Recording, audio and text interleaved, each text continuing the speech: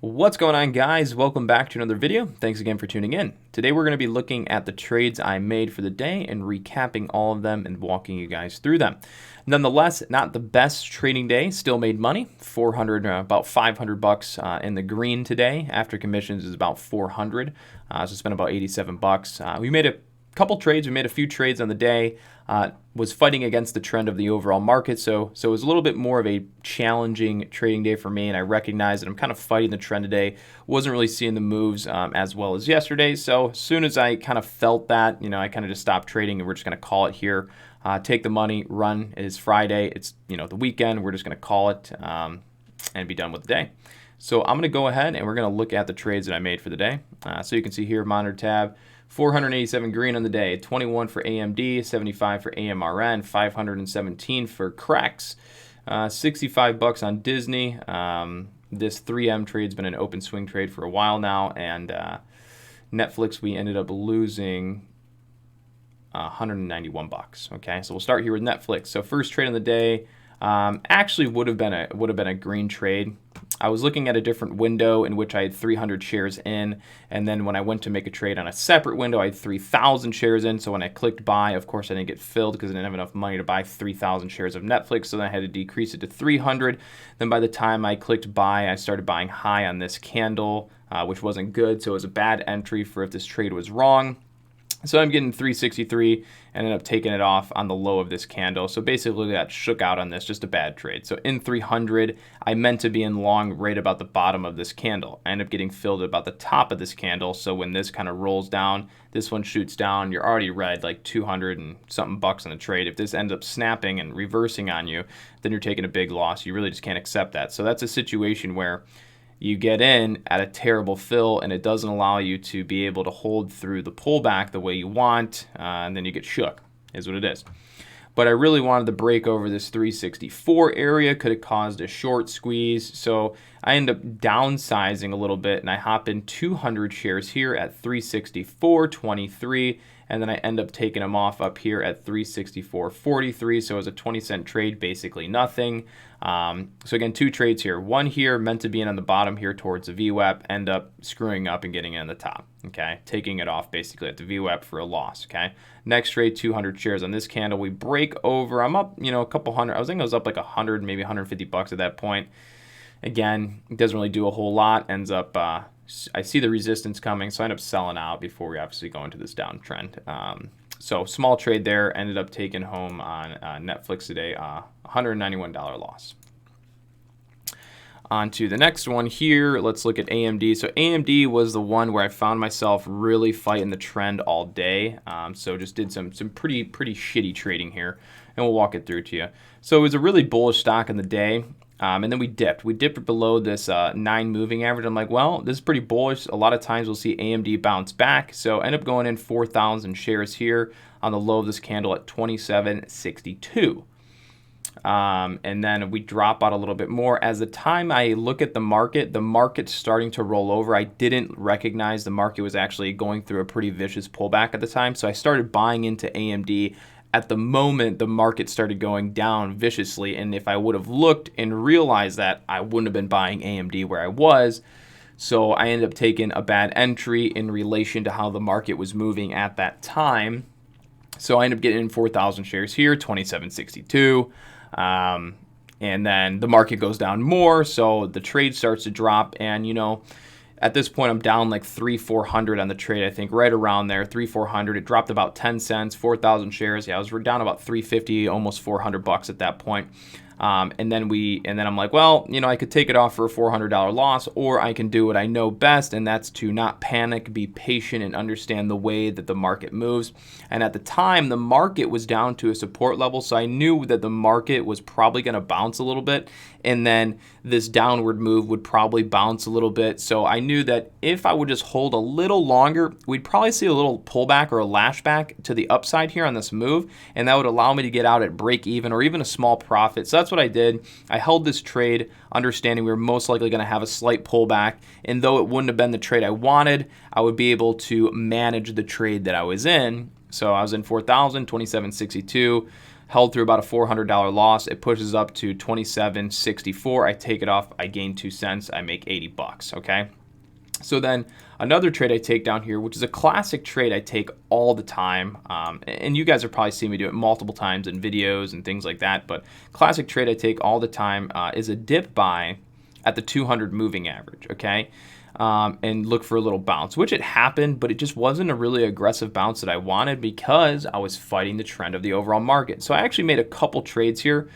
First, you see I get in 2,000 shares right here. I recognize that I was just getting in too early on the move. I kind of jumped the gun on that entry. I was waiting for the 200 moving, and I didn't actually let it tap the 200 moving average. I actually jumped in a little early, so that made me feel a little uncomfortable. So I took it off for a small loss of 60 bucks or something. So I hopped in 2,000 shares here and kind of recognized that it was the wrong time to be hopping in on that move.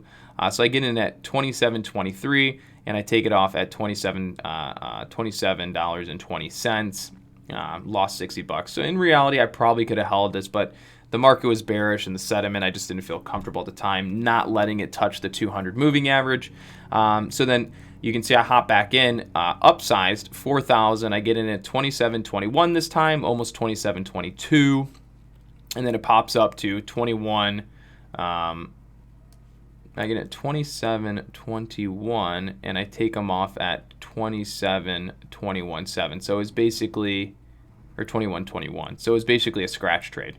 By the time I got in here and got filled, I ended up getting out here, and this was just haul no good because I'm at this moment in time, I'm trading against the overall trend of the market. So the bounce is just not favoring me, and there's more selling action. So, kind of bad on my part on, not recognizing and trying to fight the trend on some of these trades. But on a typical day, this play would have worked out just fine. So AMD altogether, not really good. Ended up walking away with 21 bucks. And I traded a total of 10,000 shares on that stock. So I typically trade a little higher size when it comes to AMD because AMD doesn't move all that much. It moves like 10, 20 cent increments. So if I'm going to make a decent amount of money when I trade it, I'm going to be upsizing, plus 2,000, 3,000, 4,000 shares every time I trade it. So nonetheless, 10,000 shares trade on the stock, 21 bucks. I mean, that's just shit. It's not really good. It's definitely not something to be proud of. So yeah, sure, I'm happy I made out with a win, but the amount of times I traded it, you go 4,000 shares here, that's going to be $5,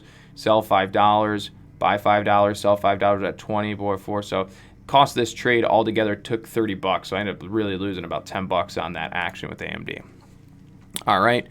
It's actually probably a little less than my trading commission's like $2.95 or something. I can't remember. So then what else? We ended up trading Disney. Disney was just a quick play that I wanted to make. I could just see a short play here. It was kind of breaking down. So I ended up getting 500 shares short. Right, we decrease on the day. Top, weakness. Short 500 shares here. Just to make a quick play for the end of the day at 132.09. Take it off at 131.95. So made about a 15-cent trade there. Just a quick 70 bucks or 65 bucks on the day. What else we trade? So we traded AMD, AMR, correct. So we've gone over Netflix, Disney, and AMD. So the last two to go over are AMRN. AMRN, pretty good setup, just not enough follow through. Okay, so ended up getting long here on a bullish pennant wedge with 2,500 shares at 18.18 and sold at 18.22. This 18.20 level, if we go back, is a resistance spot. So if we were to break over that successfully, we could have had a squeeze. But again, as you see, at that moment in time, the market started to kind of turn for the worse. So now you're kind of fighting the long against the overall market trend. So the play just wasn't favoring the way I was going. And I was able to recognize the weakness. So I took it off for a small win of 75 bucks. So again, 2,500 shares, it makes 75 bucks. Not really good.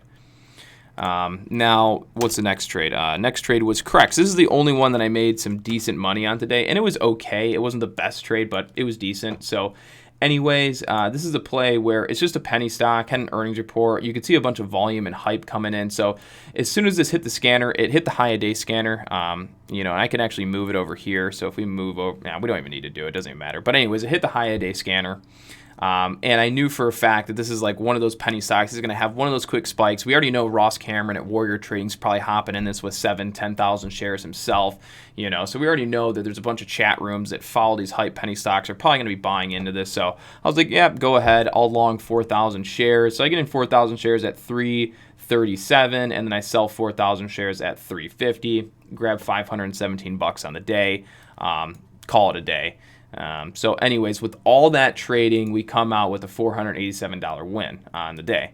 Not the best trading. It's not really what you really want, but green is good as always. But again, right, everyone goes, well, it's green, so that's good. Well, yeah, but there's a way to make green, and there's a way to, you can be green, but did you trade like shit? Or you can be green, but was it really successful trading? And today was not successful trading.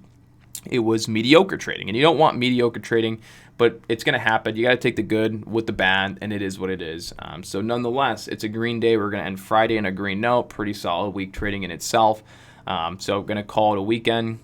Call it the week, and go into next week, see how the market acts. The only thing I'm really paying attention to at this point is just Uber's IPO. Just really want to watch it. Probably not going to trade it. I mean, I may, but most likely won't trade Uber's IPO, but just really going to follow it for now. So those are all the trades in the day. Those are all the recaps. Nothing's left out. Every single trade, all share size, all P&L.